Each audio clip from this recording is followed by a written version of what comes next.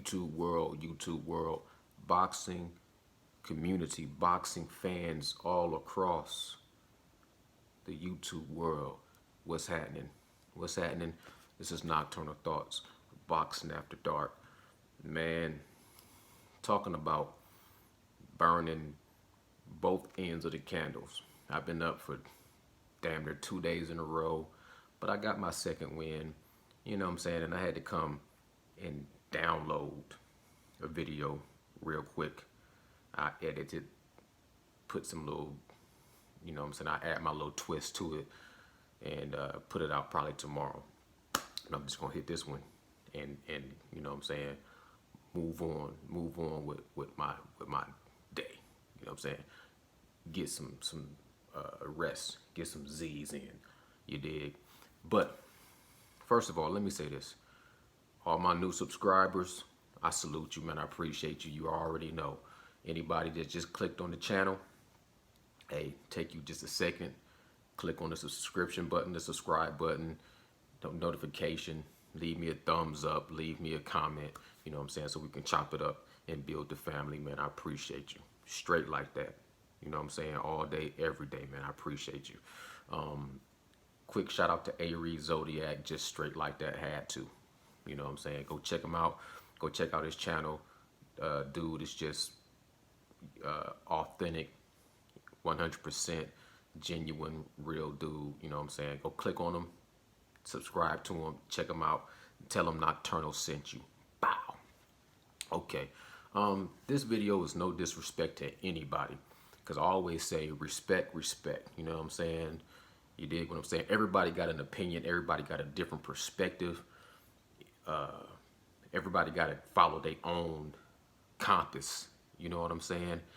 And I have nothing but respect for platforms that I watch. People, and I might disagree. I might wholeheartedly disagree.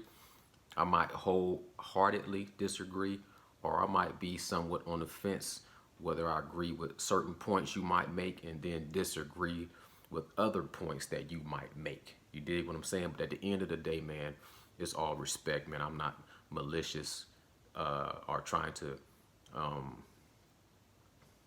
weigh down or beat down anybody else's opinion, thoughts, ideas, philosophies, or logic. You know what I'm saying? And if I do have an issue with you, if I do have some malice towards you, you will know. You know what I'm saying? You will know. I have never been good. I'm not passive aggressive when it comes to somebody that I do not like. Period, point blank. So anyways, what inspired this video? Deontae Wilder situation, you know, with Tyson Fury. But mainly, I watched a clip on Barbershop Conversations. Somebody texted me. Hopefully that disappeared. I don't want to take the risk. Okay, I was watching a little piece out of the Barbershop Conversations video with Brian Custer and Drew Titan. So let me say respect, salute to Barbershop Conversations, salute to Brian Custer from, you know, everybody knows him, his podcast, The Last Stand right now, that's just on fire. And then shouts out to Drew Titan, nothing but respect. Straight like that, all day, every day. You know, I'm going to tell you a quick little story why I go to the beat of my own drum to the best of my ability.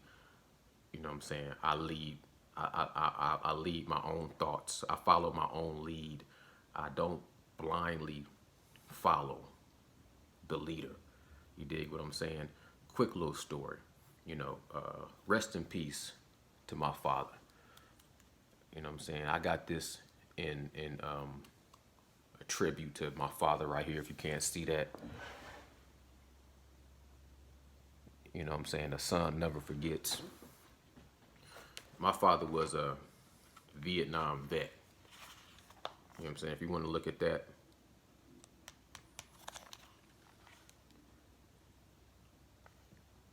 You know what I'm saying? That's the real deal. That's the Purple Heart. in case you didn't know. And then this right here is the Bronze Star Medal, in case you didn't know. Post-traumatic stress, you know what I'm saying? Was on recon missions, and he never really gave me a lot of stories from, he gave me a few. But real quick, let me pep my energy up because I don't want to stretch this video out too long. I'm going to speak fast, so pay attention. You know, Vietnam vet, and one of the main stories that he told me over and over and over, not over and over and over, but the one I remember the most, you know, his lieutenant or his general, they didn't see eye to eye. He felt like this dude was like an asshole, like a jerk, kind of racist, and was not that smart. And nobody in their platoon was really liking this guy. They felt like he was leading them into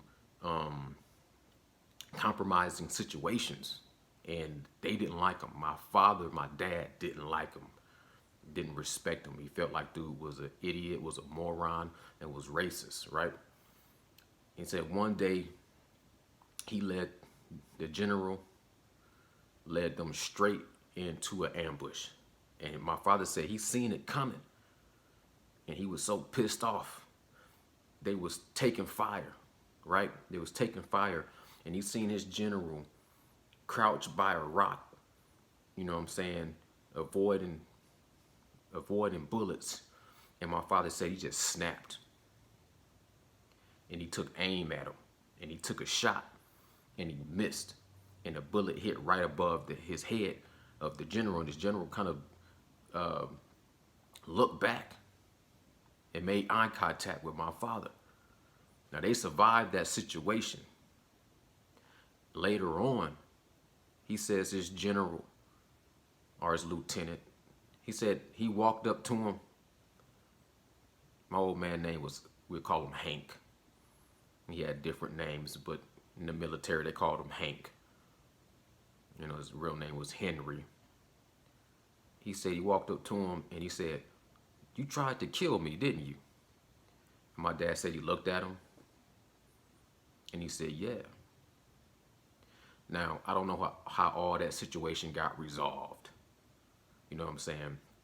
But that's how it is. That's a story that he always told me that made me realize I'm never going to blindly follow anybody. I'm gonna follow my own logic, my own thought.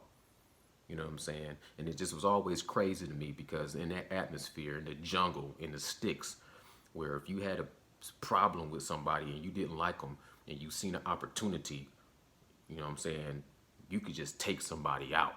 It wasn't all this back and forth and, you know what I'm saying, Twitter, or it wasn't even fisticuffs. It was where my old man snapped and almost tried to take this man's head off. You know what I'm saying? Just because he got mad. Now, I said that to say this. I don't follow anybody blindly. It's just not in my nature. I follow my own.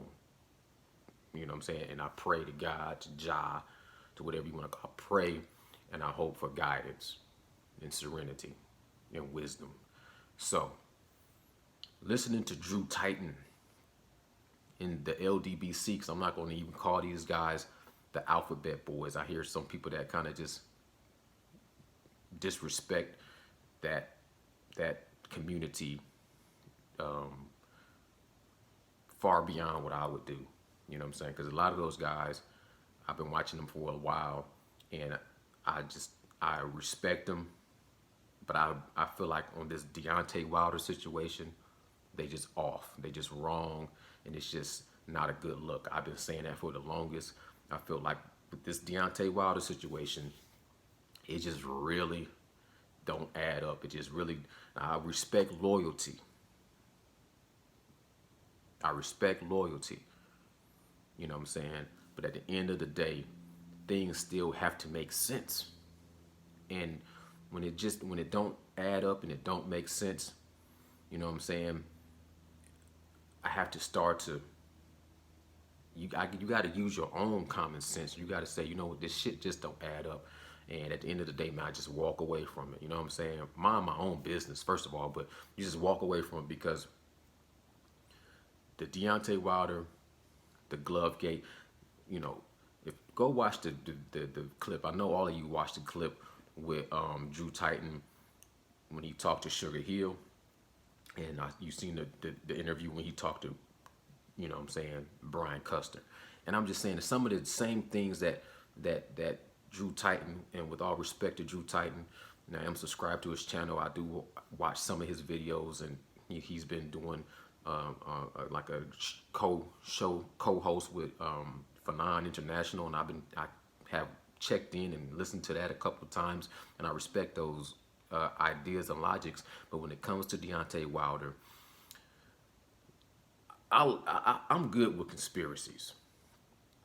As far as I can ride with a conspiracy and go down a tunnel, but only so far can I go down a rabbit hole.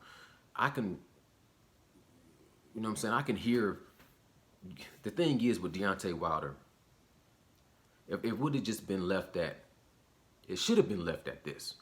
You know what I'm saying? Regardless of what you believe, it should have been left at what he said in the ring after the fight, where he said, you know, I wanted to go out on my shield. The best man won. You know, my team, they threw in the towel. I wanted to go out on my shield, and unfortunately, you know what I'm saying, my team threw in the towel, and that should have been it. And then from that point on, it should have been, let's do what we got to do to get ready to go back into the war. You know what I'm saying? The glove gate 1, the glove gate 2, the suit, the egg weight. I forgot I got an egg weight. I was gonna bring an egg weight to show y'all what an egg weight is, what it looked like, how heavy it is. So Drew, and I feel like Drew Titan, sincerely, wholeheartedly, and with understandable, he believes, you know, Tyson Fury cheated. I feel like a lot of the guys from the LDBC believes that Tyson Fury cheated. I believe some of them don't. Some of them don't believe Tyson Fury cheated. You know what I'm saying? I feel like some of them just riding with, you know what I'm saying, just followers. You know what I mean? They just following, you know. But it just don't add up. Too many, you know, I'm not to say, like I said, my understanding can be in this, and then the world can be out here. The shit all can be true. You know what I'm saying? Like, Aries Zodiac compares the shit to Sasquatch or Bigfoot. Look, man, I ain't never seen Bigfoot, but one day he might just jump out of the woods on some Dave Chappelle shit like, gotcha, bitch. You know what I'm saying? Like, he might just pop out. I don't know, man. I'm still optimistic. I have a little kid inside of me. I still believe in the aliens and the Loch Ness Monster and Sasquatch and what's the abominable snowman. But whatever. Just look. I never put it past Tyson Fury to have cheated. But I have to land on which one. Like, okay, Drew Titan says, you know, Tyson Fury has the record of cheating. Got popped dirty in the past. I just don't like going down that rabbit hole because it's just, you can go throughout the history of boxing, and if you start digging up who's been popped dirty for PEDs and steroids and things like that, then you have to eliminate so many great fighters. And I ain't gonna name no names, but it's just, you know, that's just too many. And yeah, he got caught, but it's just too many fighters that have you know, blemishes by their name due to performance enhancing steroids that I just can't target Tyson Fury. Now, does that set somewhat of a pattern for, you know, somebody foul play? Yes, true. But at the same time, everything we knew about Tyson Fury before he went into the first fight, we already knew.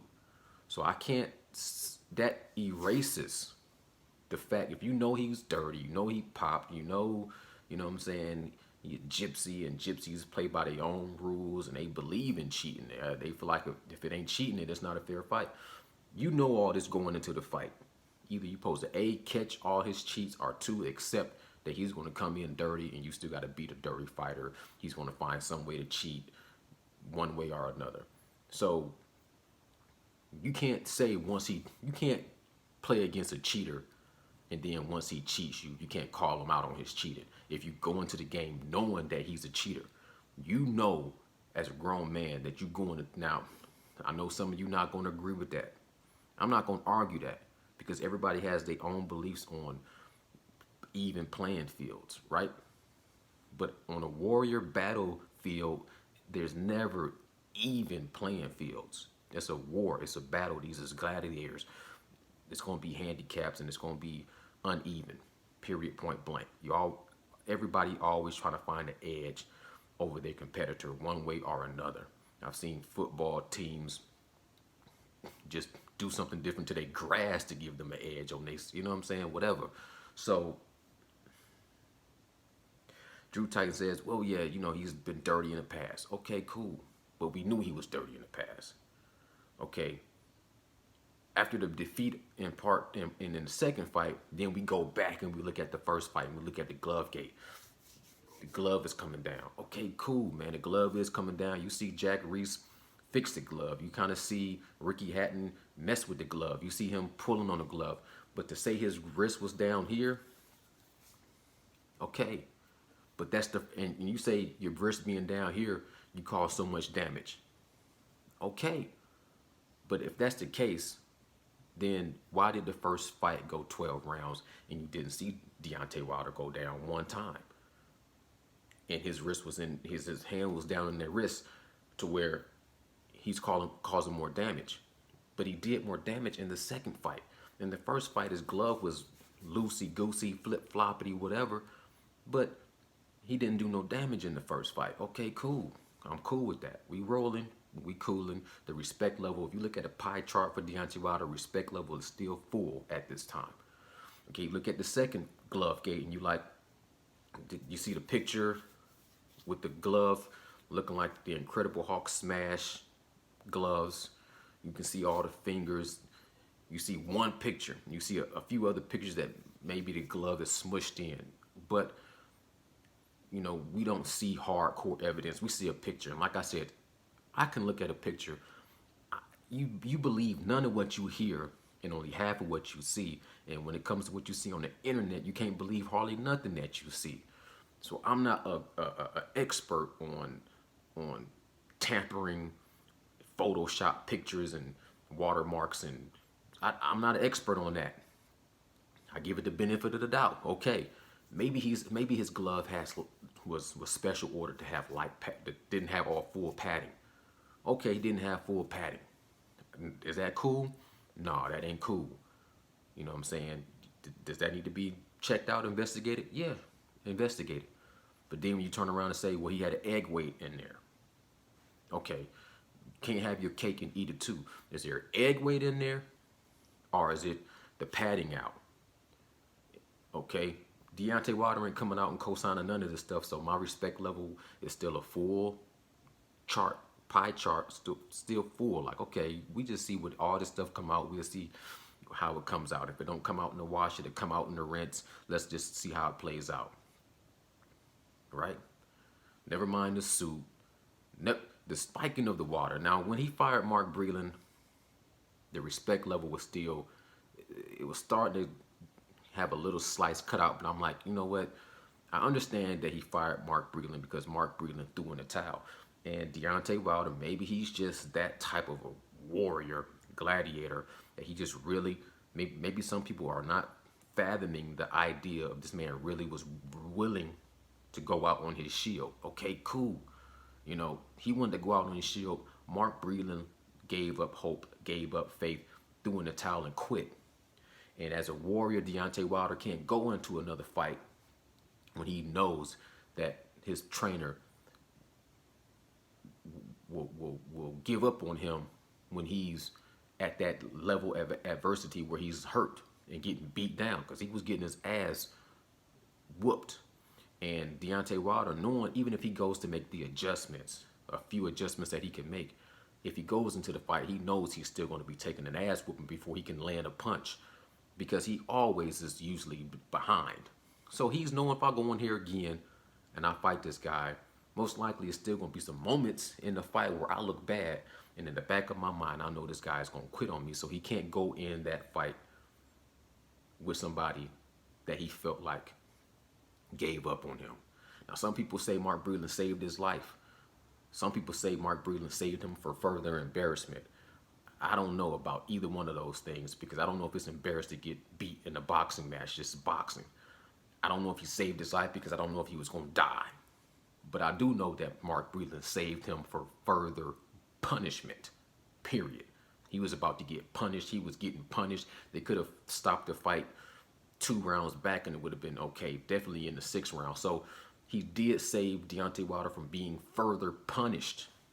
You dig what I'm saying? So at the end of the day, he fired Mark Breland for whatever reasons. Whether I agree or disagree, my respect level was still there, because I don't know what's going on behind the scenes. But when Deontay Wilder came out and did his interview on Brian Custer, this when it started getting pieces cut out and took out of the damn respect chart. When he said that Mark Breland tampered with the water, and when he said that Kenny Bayless was drunk and was a snake in the grass referee, big pieces come out. When you got JD's watching the hands get wrapped, and it's like, did he check the gloves? And you say, well, I did give him a earful. Trust me, he'll never make that mistake again. Okay, but he made the mistake. You didn't watch the first fight with the flip. Okay, it just don't add up, because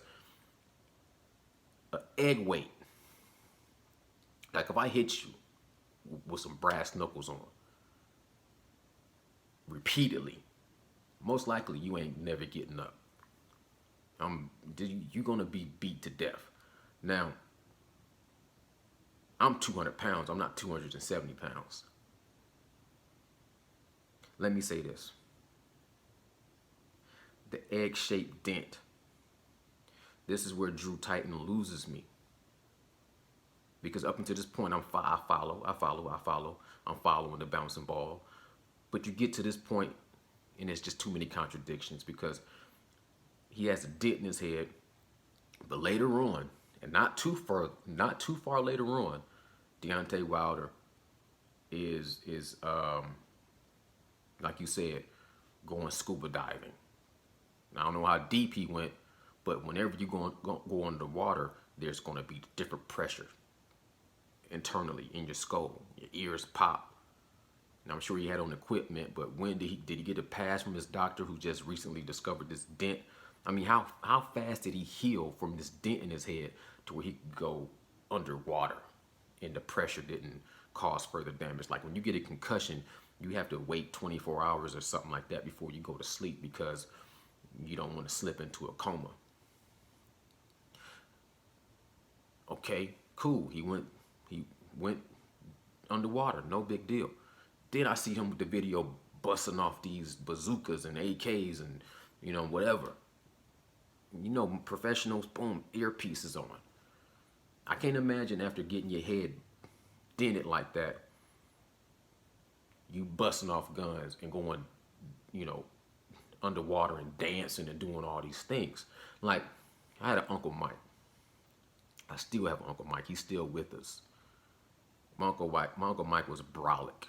You know what I'm saying? He was naturally, all my uncles, I got 6 uncles. My grandfather was a vet too. He fought in the war too. He had 7 boys. All those dudes was beast. None of them, they all was beast. My Uncle Mike, just a blue collar dude, but he would occasionally, have one too many, and he would get out and get into fights, and he had hammers.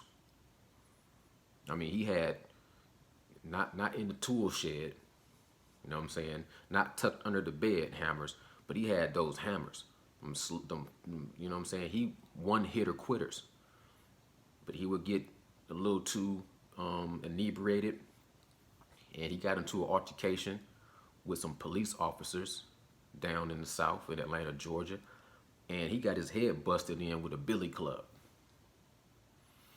You know what I mean? My grandmother had to go pick him up out the hospital and take care of him like a baby for months. He didn't even recognize her at first. He had slight amnesia. It altered his speech. It altered his memory. It altered his mechanics. He had to learn how to eat again. He had to learn how to walk again. To this day, this was back when he was in his early 30s or late 30s, early 40s. This was 20 something years ago. My uncle to this day still don't drive. He ride a bike everywhere around the neighborhood. I mean, he had to reset his whole, his mentality was like back to infant stage from a head injury.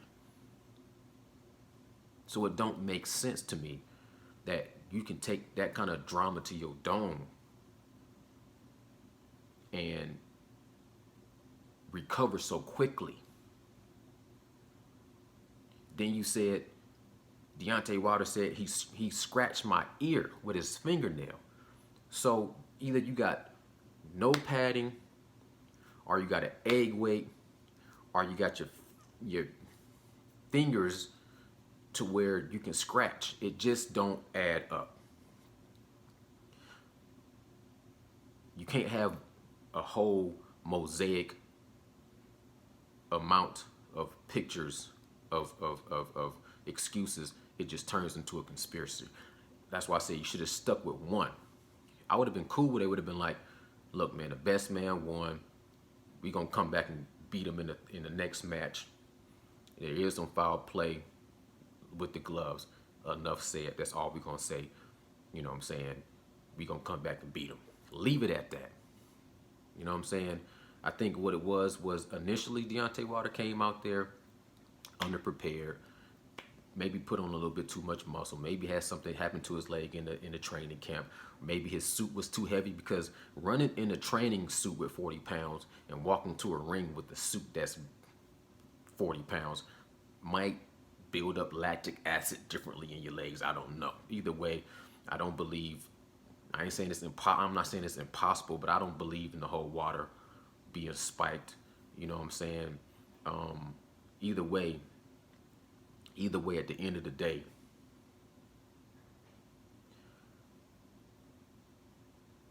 the thing is,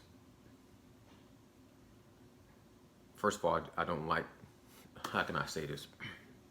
I don't want to go too far.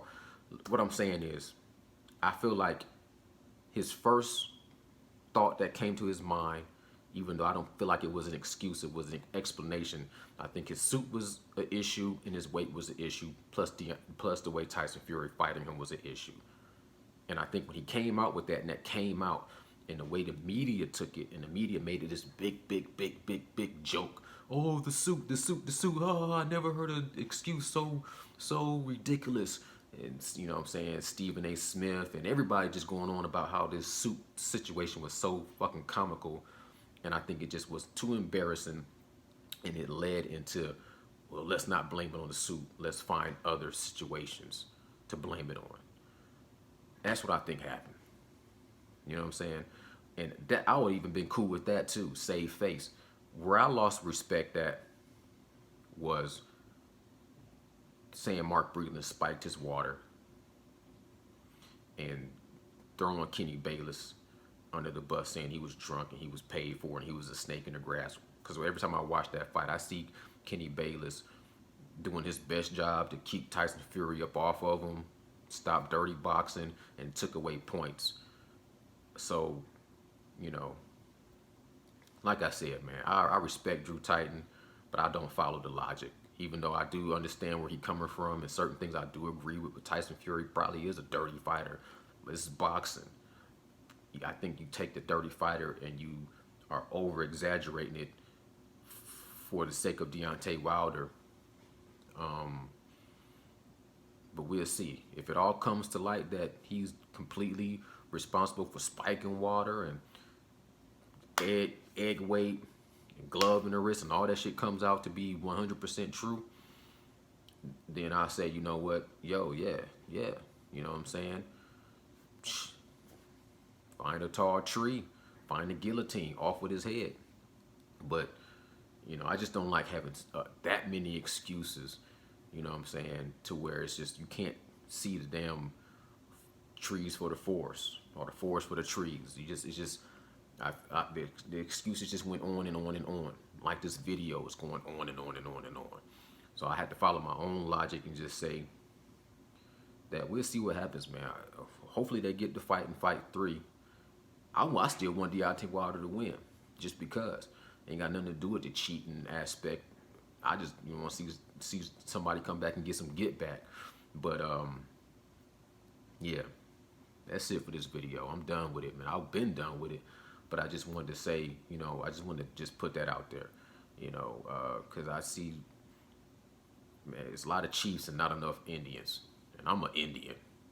Be honest with you, I'm an Indian. I'm a warrior, but I'm not gonna just, run into.